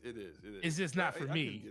I can get that. I can get with that. I can understand why that. It just isn't for me. That's the only thing about that game. Okay. Let's go. Yep. Let's go. Veritas says, "Let's be real. Nothing tops Destiny." I'm not liking that. I'm sorry. It doesn't. The gunplay. Let's go. Comment. I'm not liking it. No, you like that comment. You like it. Rith God says Halo Infinite, and it's not even close. We all saw its greatness, and it's finally being achieved. Game deserves all the upwards trajectory. Let's go. Jesse Odom, Geekhead says Infinite, then COD. I Evans 40 says all of them, and also also none of them. I'm not like Warface. I seen isn't that a free game? Warface is a free game. It is a free game. I've never played that. I think I installed it on PlayStation once and just never got around to playing it. Proceeded to delete it, probably. Probably, yeah, for space. All right, cool, Warface. I know it's got first-person shooter elements, but I've never played it, so I don't know. Apex, Southside Italian says Apex. I'm gonna tell you why I don't like Apex Legends. I can't see the enemies. I think it might be maybe the color scheme or something, but I feel like the enemies blend in with the background. And other players are shooting at me, and I'll be like, "Who is shooting at me?" And I just can't see them. Like, I don't know if they got like some accessibility options to put like an outline over them or something, or something. I don't know. I can't get with it. For Bragas says, out of these, I say Halo, but nothing can touch Counter-Strike. I know there are a lot of mouse and keyboard people who feel that way. King Arthur just has a Halo Infinite. Destiny and COD by far says Doom Otari. Let's go. I just liked it because he had COD in there. Steve says Destiny, Halo, Titanfall. Let's go. Else. And everything else is below the bar. Is even a debate. Halo is too damn smooth. That was no Walita, Starborn Liberty, Titanfall. Cloaked Onyx. What is this? Destiny 100%. Destiny 100%. Let's go. Okay, let's just skip it. Titanfall 2, Halo. Such a hater. That's it. That guy said Destiny. He does not get a like. Dark Tide. Warhammer. Most realistic gun uses I've seen. I have to play that game. I haven't played it. I haven't played it either, so I will say this: I did play some of the older Warhammer 40Ks, and the guns do feel good in that game. They do in Warhammer games. I gotta try it. Cooper, I like this guy. I don't like his take here. Destiny by far, and you know that. No, I don't know that, so that's why I'm not liking it. Here we Who go. are these Destiny people? Did you bring all these Destiny people? It's a streak. Let's go. All these Destiny people, Destiny. Both new Dooms. Love Halo, but COD is the one. Doom. Wolfenstein. Hello Infinite. I didn't know that. I didn't know about that one. I don't know. That's a game. All right. Look. That's it. But the poll has been completed, and the winner is Halo Infinite. Yeah, but Second you know place what? is And Call I'm not. of Duty, and Destiny is third. So, Fortunately, what are your thoughts about? So you want to know my you, thoughts on you this? being Okay, I'm gonna tell you my wrong? thoughts on this. No, no, Your I thoughts don't about mind you being being wrong. No, Okay. I don't mind being wrong about this. Mhm. This is what I think. I think Halo definitely deserves to be up there. I just feel like Destiny should be right next to it. I feel like if Halo is, I feel like Destiny and Halo should be 35, 45%, like, or 30 to 45% for each one of those. I feel like they are very comparable to each other. I think, like we talked about with me and Slow-Mo, we were talking when we were arguing about this. There's one thing that Slow-Mo is absolutely correct about. I think the balance of Halo is the reason that the gameplay feels as smooth as it is, because it's already a smooth feeling game. It feels great to shoot your guns in that game. That is not to be denied. But the balance is what makes that game super approachable, and it's the complete opposite for Destiny. Destiny has by far the best gunplay of any of those games, but it is not the most approachable game because you have to get those weapons in order to compete in stuff like PvP. So when we're like talking about this, like, a lot of people just don't, I mean, let's be for real. A lot of people just don't like Destiny. It's 100% known that people just don't rock with that game, and I get it because a lot of people were upset at the direction that they went in the game, and it pissed the people off, and they said, "I'm not effing with this game no more." I get that. Now, Call of Duty, I can, 28% for Call of Duty. I think that's a little high. I think Call of Duty is a really, really good game when it comes to feel, but I just feel like the action of pulling the trigger, and this is all I always put it down to. I'm not talking about just how the game runs, like running around, and how the game feels. I'm just talking about when you pull a trigger in a game, how does that gun feel? And I feel like Destiny is the best feeling when it comes to that. Then I say Halo, then I say Call of Duty, and then I'll probably say Battlefield, but I'll say Battlefield only because it's kind of a slight learning curve. I'll put Battlefield more up there, whereas something like Counter-Strike is, because it's a unique feel to the game that you have to have. You can't just pick up a gun in Battlefield and use it. You got to actually know, distances on where you're shooting from and everything like that, compared to Call of Duty and everything else. Everything else is kind of constrained. So, I mean, I'm not mad at the results, because I think Halo should be up there. I just don't feel like Destiny should be at the bottom, because I don't think that's accurate at all. Yeah, and also, like, a lot of people were mentioning other games that I didn't put in there. If Twitter allowed me to have more than four, You would have had options, more. I would have had a lot more. I would have started. I would have had in Counter Strike. I would have had in Apex Legends / Titanfall. I would have even put in Splitgate, which I think has Splitgate might be the only other first person shooter out there that attempts to do first person shooting the way Halo has it, where it's a very balanced. It's in terms of like what you go into the game with versus how you can level up weapons and unlock attachments, unlock weapons that are better than what you get at the default, which is typically what you get a lot of times in a lot of other shooters. And where those weapons are better or not, really the ones you unlock is really it depends on the game, but it's Splitgate has really good gunplay. But yeah, my thoughts. Well, let me shout out some of the people in the chat and their thoughts. In our chat here and now on Twitter and their thoughts on it real quick. FTW says Halo, Battlefield, COD, then Destiny. King Metrotron says Halo Infinite always had best gunplay, but it got overshadowed by lack of content. Taz says just gunplay. Destiny 2. Poll says gunplay mechanics, which is COD. I agree with that. Let's see. Dave says the reason I would have chose Destiny is because each different weapon feels like a different weapon. Sometimes I'm playing Call of Duty and a sub feels like an assault. Okay, that's a good point. Arcade says if we talking modern COD, it doesn't touch Halo. Battlefield 2042 hasn't gained better hasn't gotten better.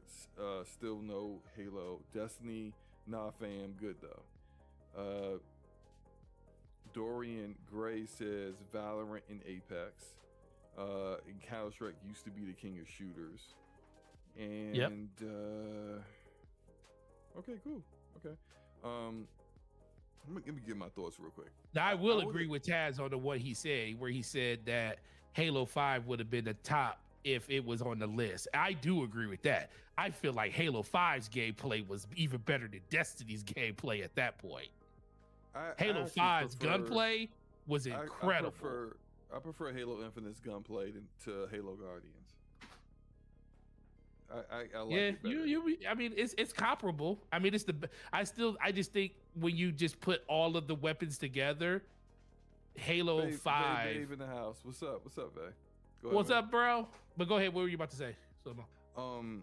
So here are my thoughts on it. And the way I typically value gunplay, it's about ADS speed and accuracy. That's my number one preference. How quickly can I ADS and can I tune the settings so that it's accurate, that it's actually like, 'cause some games will have ADS where you may be able to ADS very quickly, but you have to do a lot of adjusting your aim to reach your target after the ADS, and so you're actually losing milliseconds in that. I like it where it's just it can be where I can tune it where I can ADS very quickly, and I'm either on the head or I'm at the center mass of the chest. That's what I prefer in that part. And the other part's movement. If your movement sucks, I don't care. No, Halo. Sass says Halo doesn't even have it. It does have ADS. The difference is that you can get knocked out of ADS when you get shot. That's very different from everywhere else. Like, no one else does that. And so some people don't quite care for that, which is fine. I think that makes things, it makes it so it forces you to be good at hip fire, which some people don't care for. I think Call of Duty has the best ADS. I also think Call of Duty has the best movement. And so for those two, that's why my choice is Call of Duty. And this is all personal preference, right? Because there's some people that don't even play on controller. There's some people that do all mouse and keyboard. Some people who don't do mouse and keyboard, they do all controller, vice versa. But for me personally, those are the two things that I value the most. And when I play a first-person shooter, movement, being able to get good enough at movement that if someone gets the drop on me, because I'm very good at movement, I can get a reversal on them. That's really important to me. I think X Defiant does that very well. And it's no Taz. Zoom level is one thing. If you have the sniper rifle in Halo Infinite and you get shot, it knocks you out of your aim down sight. So getting shot does knock you out of it. That's not the point. Not the point I'm making. Also, I don't think Halo's not the best at it anyway. That aspect of things, but though the two things that I mentioned are the reason why I like Call of Duty the most out of that. And I understand other people have different preferences in what they like. Some people like a variety of different weapons that all feel very different, which people mentioned about Destiny. I get that. Halo Infinite is very balanced and very fair. You go into a match, everyone has the same loadout. You go into Team Slayer, everyone's got the assault rifle as the primary, the pistol as the secondary. So it's really more about, are you better than me? Then, well, I've been playing the game longer than you, so I got all this stuff unlocked, and you may have just started, and you're just on the default M4 with no attachments. You know, like that's not very fair. Although, even when you think about it with Halo, if I got more time in the game in Halo than you, I'm probably going to absolutely mollywop you. If you just started playing Halo and you come into me, you meet me or Forte, it's probably going to be a bad time for you. Yeah. But that's also goes with familiarity with the game and understanding map design and stuff. I like when it comes, it's like this could be so many different topics. Like I could run another poll next week saying which shooter has the best map design, and it will be this many people voting with so many different opinions, and I could do different games, and so many people will still have other games that they would bring in. That they would say, well, I think this one has the best one. I think that one has the best one. Right. I traditionally love Halo's map design because it's always very, very it's very, what's the word I'm looking for? So, well, I can't say this word right now. Symmetrical? That's it. It's very symmetrical because it's balanced for the most part. Launch site on Halo Infinite is a trash map that's not balanced. But for the most part, their maps are very balanced. And I think Call of Duty might have some of the worst maps recently. Like awful maps. Like the highway map with all the cars that explode. No. Well, a lot of people hate that map, yo. It's I think Call of Duty, Modern Call of Duty has a great movement, great gunplay, terrible maps. But yeah, maybe that will be a topic for next week that we do. I'm 100% in for that. Another poll that we can discuss. Maybe we make this a thing where one of the topics is always a poll, and we kind of discuss it. But we'll see how it goes. Babe says Siege is good, but not as fast paced as those games on the list. Yeah, because Siege is it's almost like a tactical hero shooter, because it's like you got the operators that all have different skill sets. Like the way in Overwatch you'll have different people and different characters that have different abilities. But in Siege, it's like, of course, it's all first person shooting. It's good gunplay, but it's very a lot more realistic. Like you can go in and you'll be trying to get to the objective and somebody headshot you. That's it. Go ahead and put your controller or your keyboard down. Sit back and watch the rest of the match because it's over for you. It's a very different feel, but yeah, I get you on that. Yes, and you can tilt around corners. Some of these have that, some of these don't. Like Halo Infinite doesn't, yeah. Call of Duty does, Battlefield does. You can tilt around corners, right? Yeah, you can. Yeah. Yep, you can. That. Destiny, you have the perch to do it. Yeah, you got a mantle, yeah. Some games have that, some games don't. The more tactical the game, the more you'll see that. But I think this is a great topic, it was. Going to have different opinions, and of course, the correct one is still that Destiny is not number one. Anywho, Lord have mercy. Anything you want to say before we move on to the last topic? No, I'm good. Okay. People have spoken. Yes, they have. Last topic of the night. Spider-Man. And it got a 91 on Metacritic, and it dropped down to a 90, and then there were people who were like, oh yeah, yay, it's gonna drop out of the 90, yay, and then it went back up to 91. Oh, those poor people. So the game is out, and a lot of people are enjoying it. I've only got like 2.5 hours in. I've been very, very busy. I played some of it when it first was available to play after midnight. And I couldn't play too long because I was dead tired, about to fall asleep. And I tried to play a little bit of it today. And so far I'm really enjoying it. I like some of the changes that they made with combat, and I think the way New York looks visually looks amazing.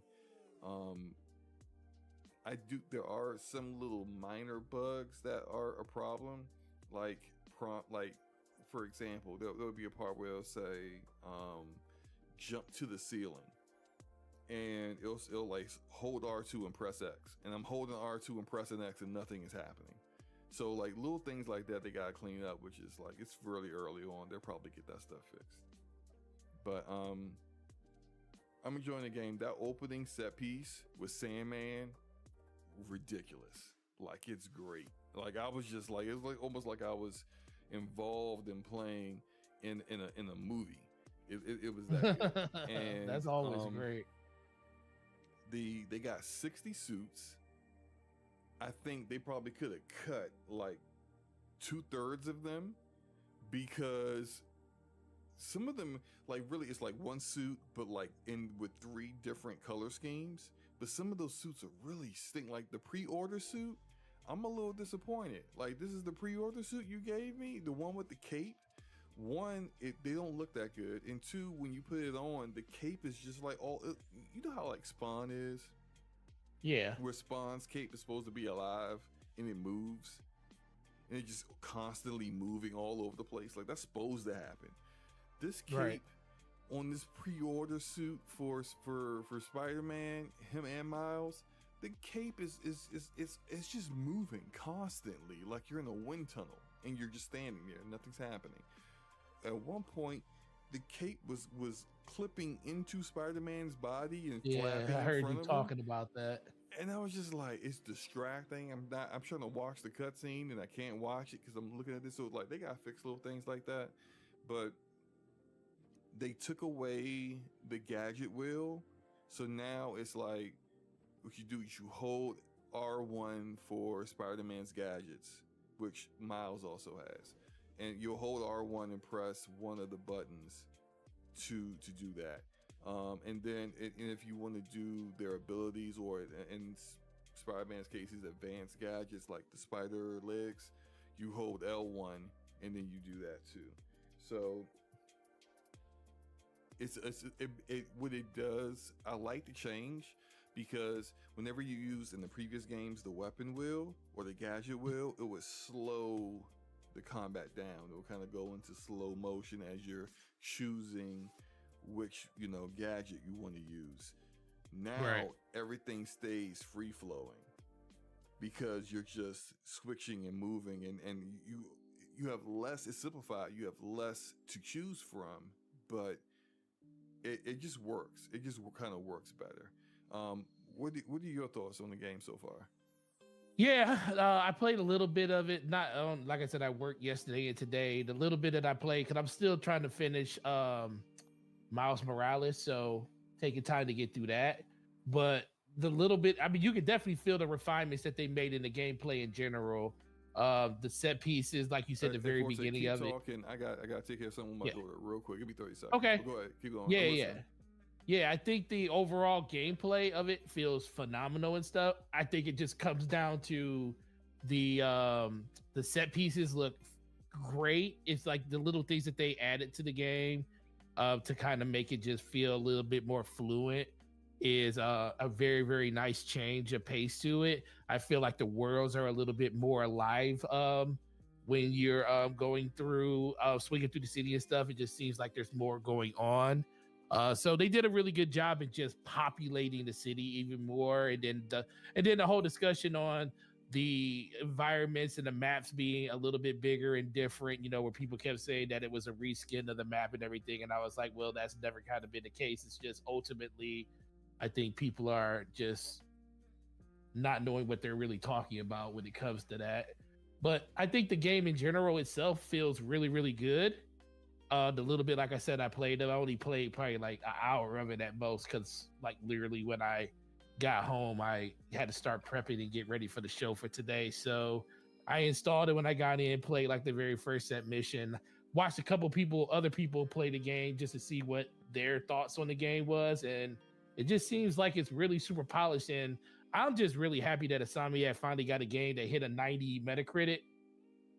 because that's what a lot of people were like really, really just hoping that would happen for them. But go ahead. Yeah.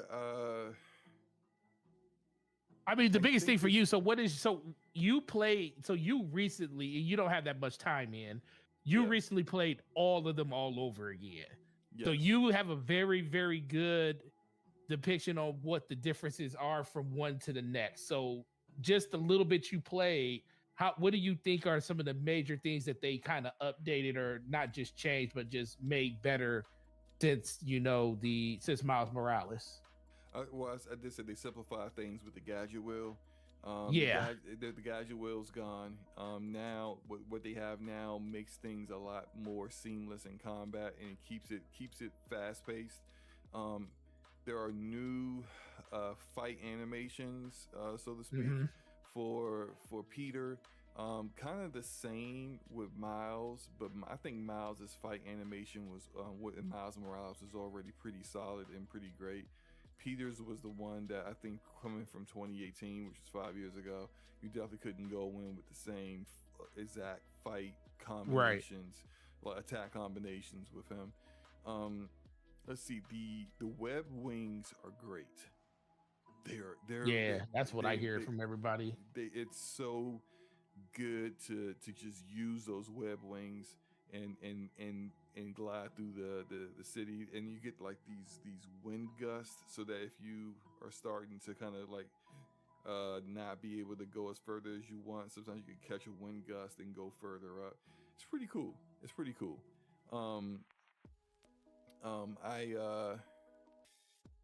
I think that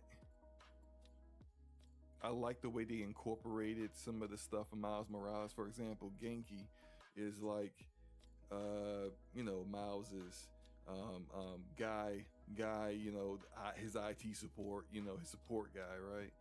He created an app in Miles Morales that where people, if they needed Spider-Man, they would just go to the app and put a request in for Spider-Man to show up and help them.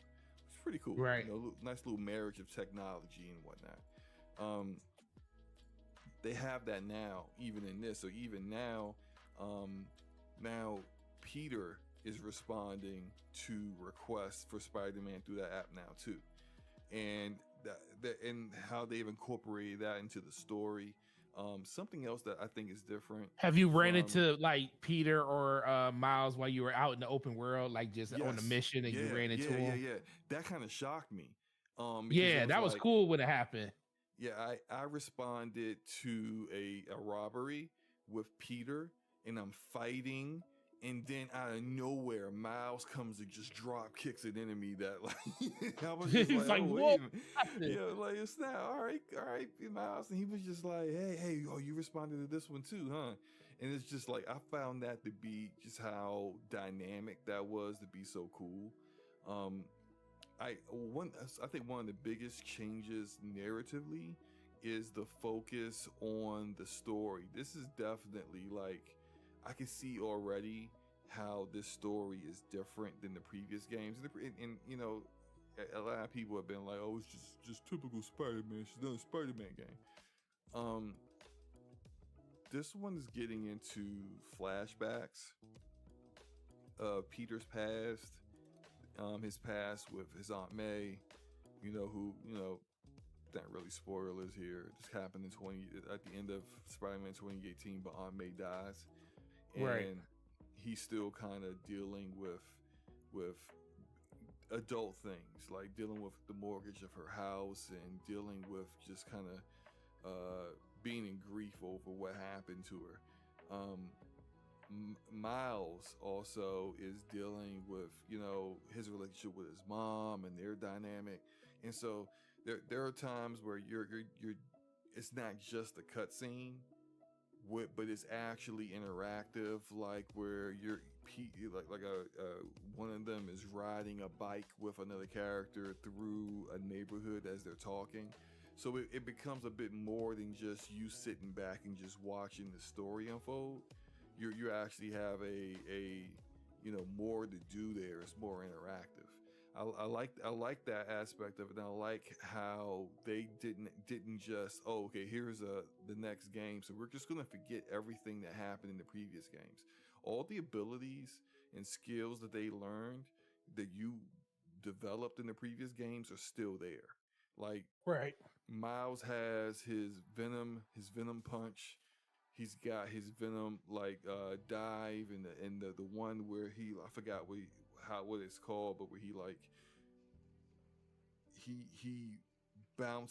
uses his venom powers to bounce all the enemies around him up in the air. He has all of those abilities already. And it's more about just, you have like all these skill trees. Some of them are blocked off, and I think, just my speculation, I think part of Peter's is blocked off for the Venom symbiote. When he gets that and the abilities he'll get with that. But there's also skill trees that are like for the two of them together. And I think that's like really, really cool. So like where I'm at now, Craven is just getting into things. But visually, game looks awesome. Of course, compared to how the previous games looked on PC, with me playing them at ray tracing, I played Spider-Man 2018 at 4K 60 ultra settings with ray tracing at medium on my PC. That looked better than this game, and it should, because this is on the PS5. It's on the console. Miles Morales, I had to play at 1440p max settings with ray tracing on, because Miles, like with the underground enemies you fight, with all the neon lights all over them, the ray trace reflections and lighting was just like, it's like Cyberpunk, almost in Cyberpunk in a way, where it's just like, it's way more ray tracing going on than in Spider-Man 2018. So the hits in my performance was a bit harder. So I just played it in 1440p, which is fine. This game I'm playing, you've got a lot of options here. All the modes have ray tracing in them, which is great. And Insomniac's engine is awesome. Like it's just a great engine. I'm playing in performance mode. Is it performance? Wait. No, I'm playing in performance mode with VRR on and 120 hertz output mode enabled. And so I don't know the exact frame rates, because I know how to measure that stuff. I just haven't quite done that yet. I might do that later on, but like, I don't know what the frame rate is, but it's pretty stable. It's pretty high. I haven't noticed any drops or anything like that. But to finish up, what I plan on doing, I actually, this is one of those games where I took my PlayStation out of my office and put it back over where my OLED TV was, because I wanted to see it in all of its glory, the big OLED TV. Because my 4K monitor is great that it has 144 hertz, but it ain't, it doesn't have HDR, it doesn't have VRR. It's I want to see all the visual perks from the OLED. So I'm gonna beat the game on the OLED, and then once I start going to get the platinum, then I'll move it back into the office and hook it up to the capture card, and probably stream on the DPS channel me getting the platinum of the game at that point. But I'm having fun. I think the game is deserving of its 91 Metacritic. 91 slow-mo. It's not gonna fall below 90. Nope. Not with 130 reviews. Nah. I'm having a lot of fun with it. I'm enjoying it. I think it will be nominated for Game of the Year for certain. It's definitely going to get nominations, but it's also definitely not going to win. But it's definitely a level up for Insomniac in a lot of different ways, and I'm enjoying it. Anything else you want to say on it?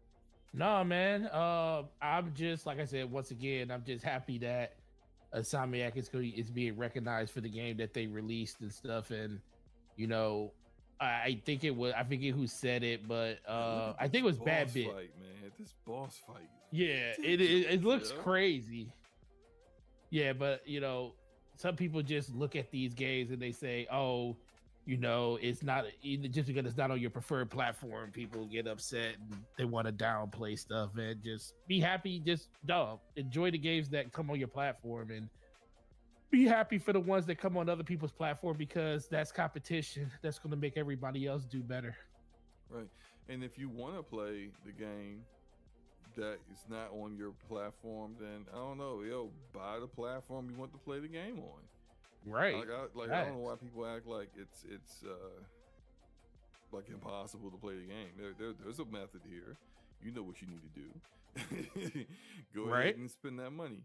I did real quick before we finish. I want to talk to some of the like I would say hypocrisy I see out here sometimes. Ooh. So like people will complain about like people nitpicking and being super technical on issues that happened with Starfield, and then turn around and do the exact same thing to Spider-Man. And then their justification is, well, they did it to Starfield. I'm like, and what was your response when they did it to Starfield?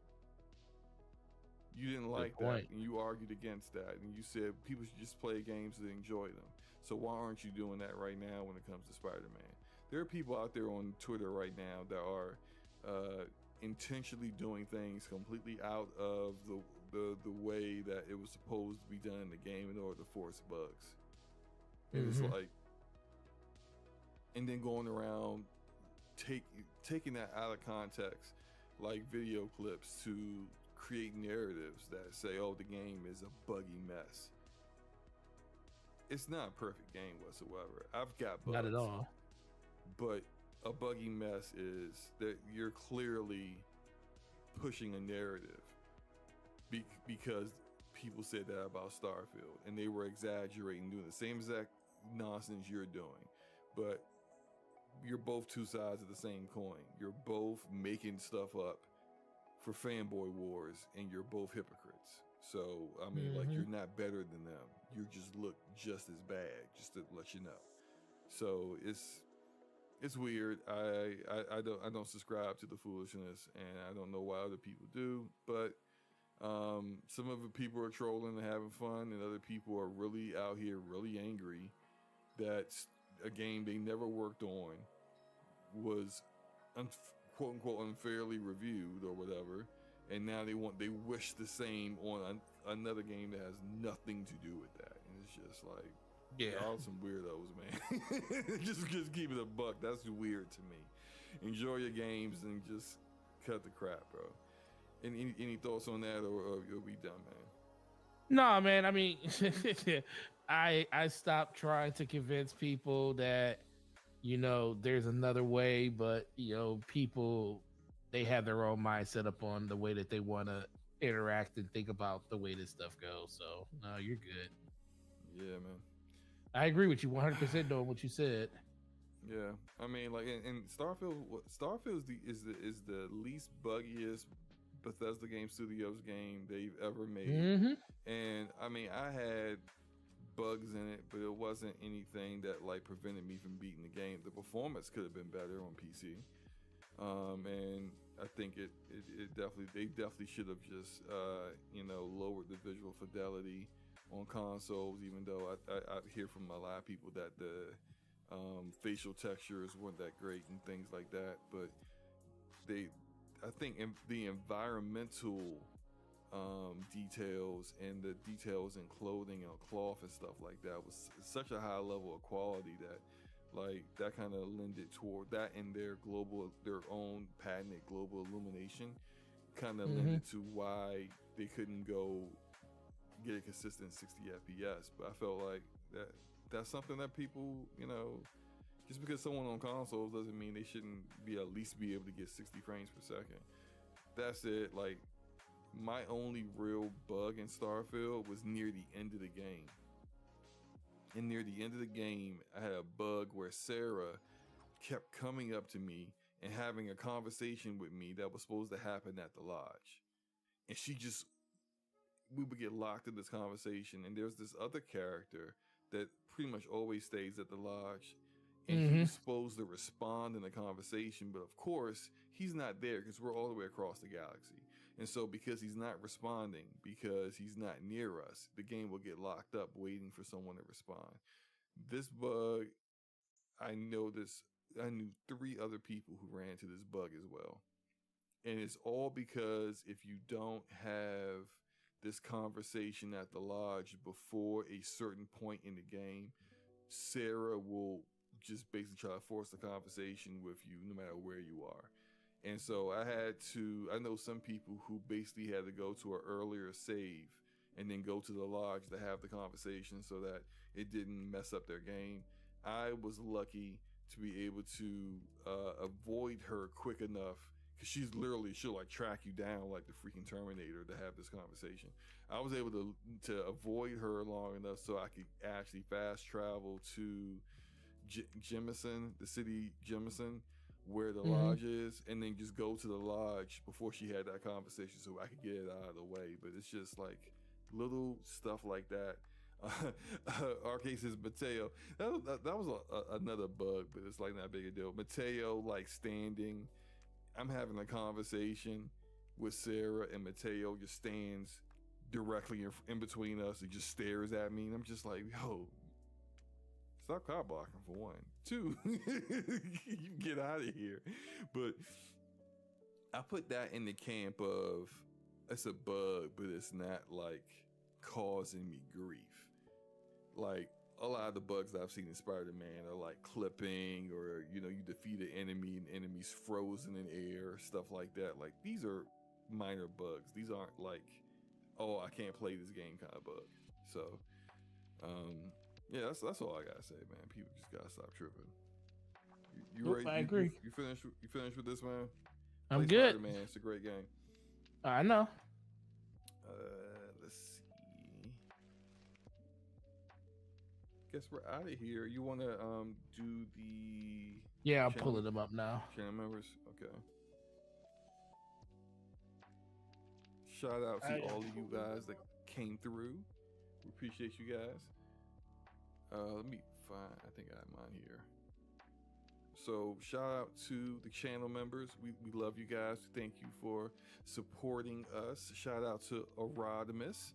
Shout out to Vay Babe. Shout out to Donnell Brown, Dragonheart Yobi, Enrique, Hargi Shini, Truth Serum, Trevor Birdsong, aka Ramon Terrell, Homie Juan Kenobi, Gaming Forte, Corey Hill, Stardust Acero, and that guy Smitty. Yep, You ready, Forte? Yeah. And on this side, it's for some reason it's loading slow. There it is.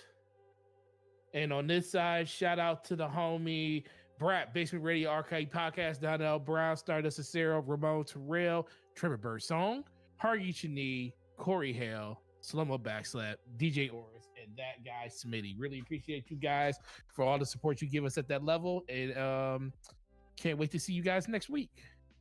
That's right. We will be back at our regularly scheduled time, we believe, a Thursday. Yep, next week will be good. Standard time. Of course, we'll be streaming on Forte's channel with the double stream on DPS. You did get the other one on DPS up. Sure is. Okay, just want to make sure. I didn't ask before. But yeah, we will get up out of here. We might have a special guest next week.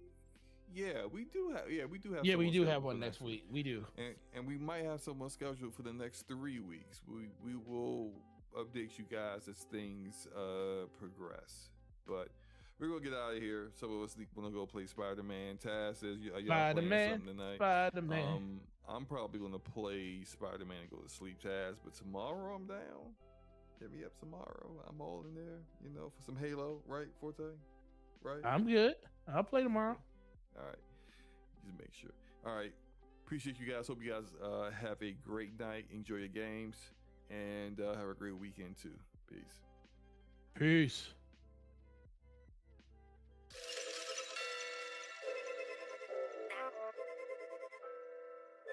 Man, slow-mo. That was crazy.